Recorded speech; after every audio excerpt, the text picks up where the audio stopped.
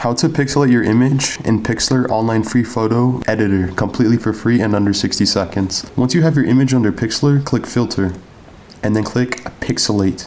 If you're unable to do this, it's probably because your image is not locked, so click this to unlock it. Go under filter, pixelate, and if you move it to the right, notice that our image is pixelating. 90 sounds good. If you want to apply this to text, click text, or on the left, T is the shortcut. Click and drag on your screen to add a text.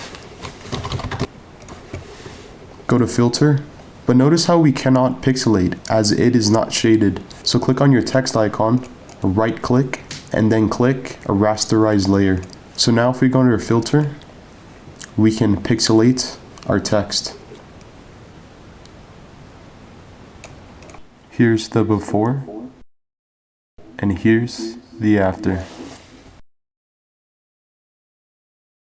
Thanks for watching. If you want to see more free photo editing tutorials, drop this video a like, share the video, and subscribe to the channel.